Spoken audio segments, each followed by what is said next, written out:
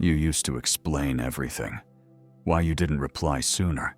Why you were quiet that night. Why your face looked tired, even when your words said you were fine.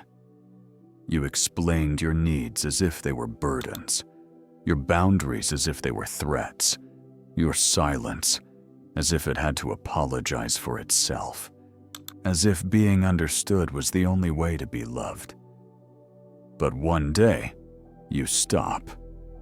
Not out of anger, not to punish, but because you no longer need to be seen by people who never looked in the first place.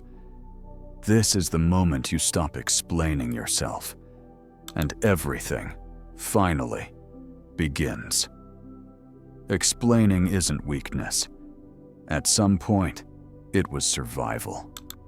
Some people fight, some flee, but some, like you, learned to fawn, to soothe, to placate, to turn every no into a softly delivered maybe, if that's okay with you. Psychologists call it the Fawn response, an instinct born from trauma.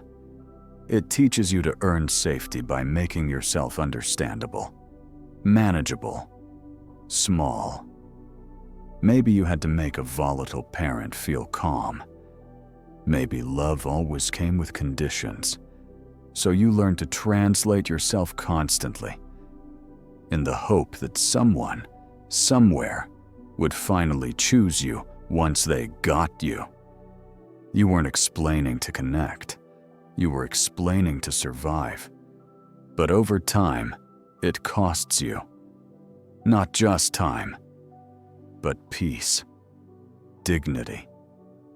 When every thought requires a disclaimer, when every emotion comes with a 3-part essay and an apology, you start to believe that you, yourself, are too much, that your presence must be justified, that your boundaries must be softened, that your truth must be edited, watered down, rewritten in a tone someone else will find comfortable.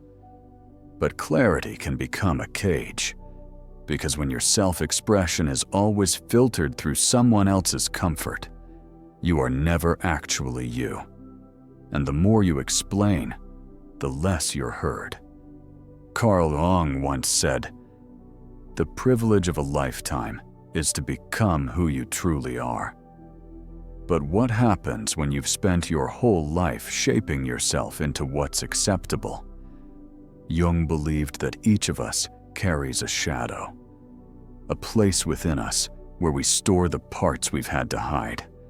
Not just anger or envy, but also strength, confidence, stillness, silence.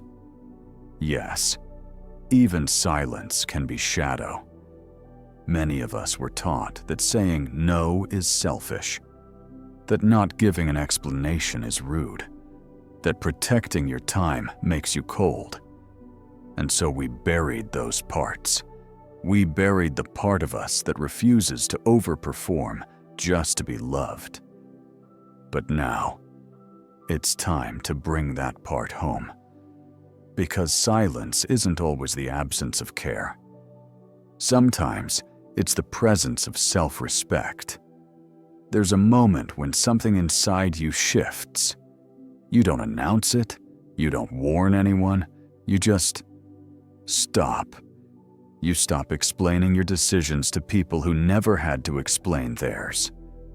You stop apologizing for how you feel.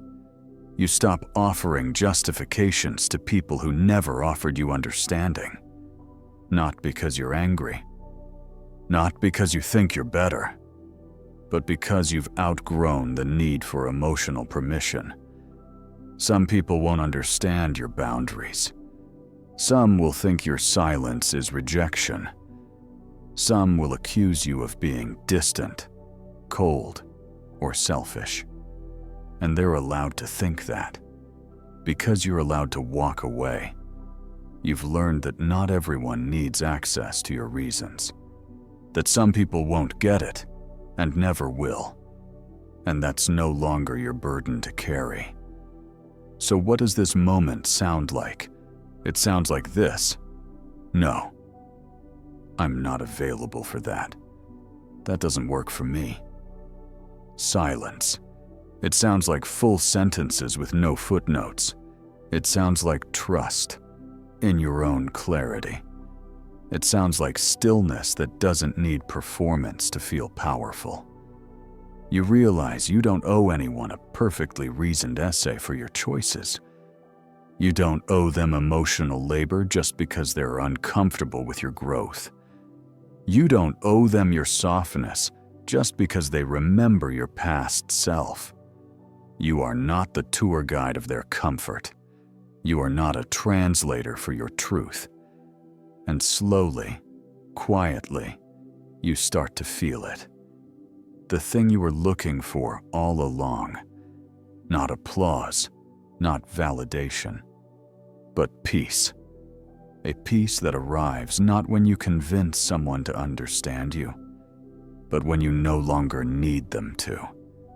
You finally realize that closure doesn't come from the outside. It comes when you no longer shape your story to fit inside someone else's lens. This is the moment you stop explaining yourself, and something inside you exhales. You are no longer here to be approved of. You are here to be whole.